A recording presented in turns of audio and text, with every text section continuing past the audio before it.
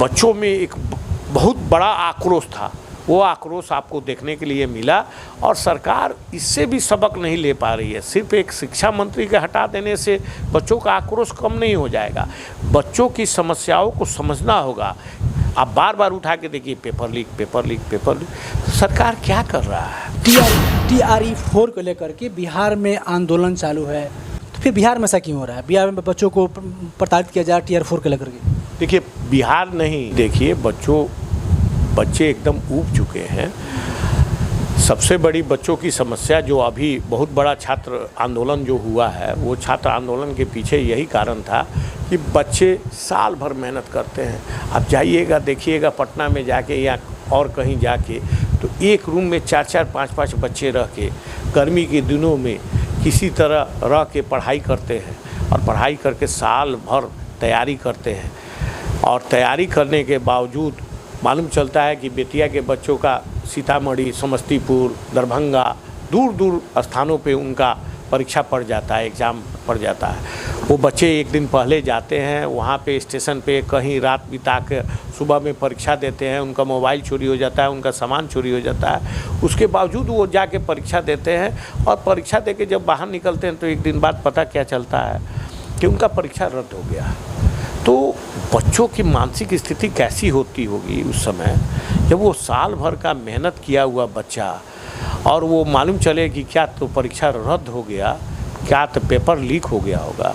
और एक बार नहीं होता है, लगातार आप बार बार उठा के देखिए paper leak, paper leak, paper leak. सरकार क्या कर रहा है? दूसरा चीज़ कि देखिए अभी परीक्षा में मालूम चला है कि निगेटिव मार्किंग चालू होगा।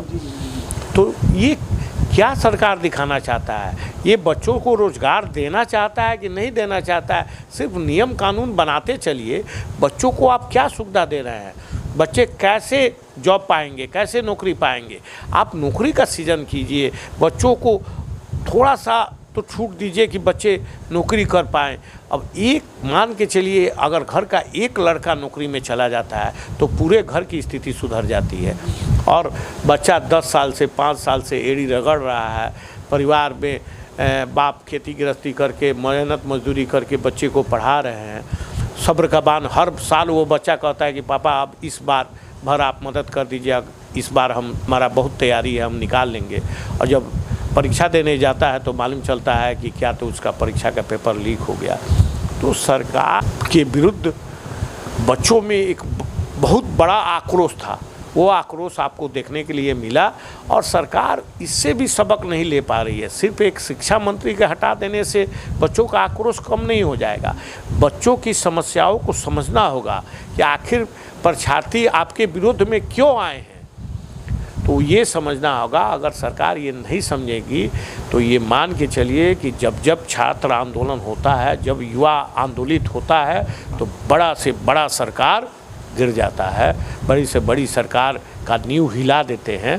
तो ये अगर सरकार नहीं समझेगी तो आने वाले समय में सरकार का नींव ये बच्चे मिल के हिला देंगे। युवा चाहते तो प्रशांत किशोर आज बिहार में बहुत बेहतर स्थिति रहती।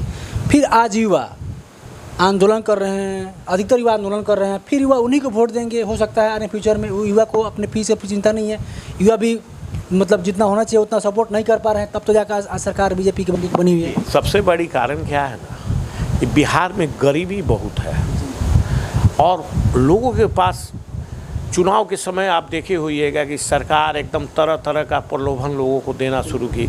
सरकार एक ढंग से देखिए तो प्रशांत किशोर से डर गई थी। प्रशांत किशोर के कार्यक्रमों में जितनी भीड़ उतर रही थी वो भीड़ देख के बिहार की सरकार डर गई थी। और डरने का कारण है कि जो 400 का पेंशन था वो 1100 रुपया हो गया, जबकि प्रशांत जी ने कहा था कि हमारी सरकार बनेगी तो 2000 सम्मानजनक ढंग से हम लोग पेंशन देंगे। 400 रुपये में क्या होता है?